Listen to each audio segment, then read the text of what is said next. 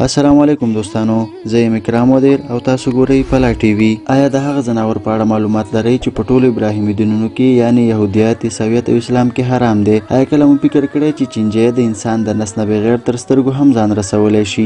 آیا پوهیږئ چې پخواني خلک ولې چوس چالاک او اوسني خلک سست او لټان دي؟ او همدې سره په غربي ممالکو کې عیاشي ولې تر اوجه رسیدلې ده؟ که معلومات نه لرئ دا ویډیو ستاسو لپاره ده، تر پایه راسره مل اوسئ او ویډیو تر اخره وګورئ.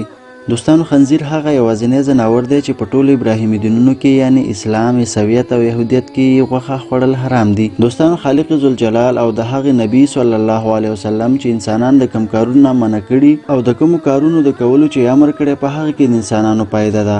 لکه څنګه چې الله تعالی د قرآن کریم په سورت المائده کې فرمایي چې په تاسو حرام دی مردار ځناور، د خنزیر غوښه او وینه او هغه ځناور چې الله نه بغیر د بل چا په نوم قرباني شوی وي. او همدغه شانته په انجیل کې هم الله تعالی حکم کوي چې تاسو د خنزیر غوښه مه خورئ او د دوی لاشونو ته لاس مه وروړئ. او په یهودي مذهب کې هم، مګر هغه خلک چې په دیني او مذهبي حکمونو یقین نه کوي او ساینسي او طبي تحقیقات ورته د ټولو نه غوره او بهتر ښکاري، نو په خدمت کې دا مشهور ساینسي تحقیق د کوم مطابق چې د خنزیر د غوښې خوړلو له وجې نه د انسان په بدن کې 70 قسمه مرضونه پیدا کیږي او د دې په غوښه کې مختلف قسمه چینجي موجود دي لکه تفلیه او ټیفوم، او دا دواړه د انسان د بدن لپاره ډیر ضرر رسونکي دي. مګر ټیفوم چې تر ټولو ډیر خطرناک دی او د بدن هر اعضا ته ځان رسولی شي، که د دې هګۍ په وینه کې شامل شي او دماغو ته ځان ورسوي نو یاداشت ته شدید نقصان رسوي، که ځیګر ته ورسیږي نو له منځه یې وړي، که زړه ته ورسیږي نو د زړه حمله یا هارټ اټیک رامنځته کیږي، او که سترګو ته ورسیږي نو سترګې له منځه وړي،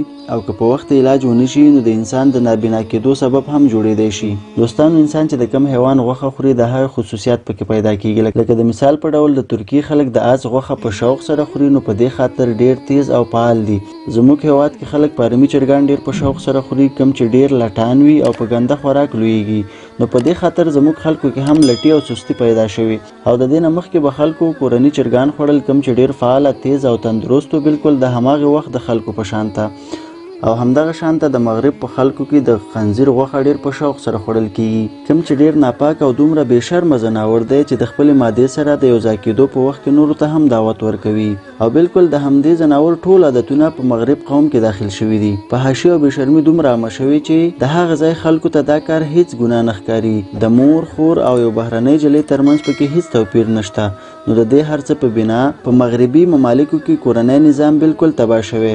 نو د دې ټولو ساینسي تحقیقاتو د اورېدو نه بعد آیا د خالق ذوالجلال په حکمونو کې اوس هم تاسو شک کوئ؟ کوم چې زرګونه کاله مخکې رحمان ذات د خپلو بندګانو د اصلاح لپاره رالیږلي وو، او ساینس یې اوس ثابتوي.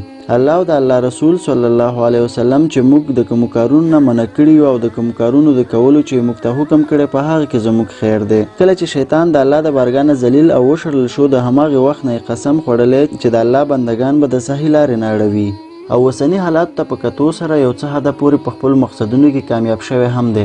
الله تعالی دې موږ ته د شیطان د دسیسو نه د بچ کېدو طاقت عطا کړي. آمین. زه امید لرم چې دا نننۍ ویډیو نه به تاسو نوي ډېر څه زده کړي وي او دا ویډیو به مو خوښه شوې وي. د یو بلې نوې معلوماتي ویډیو سره به ستاسو په چوپړ کې حاضرېږم. تر بیا مو په څښتن تعالی سپارم. د خپل ځان ډېر خیال ساتئ. د الله په امان.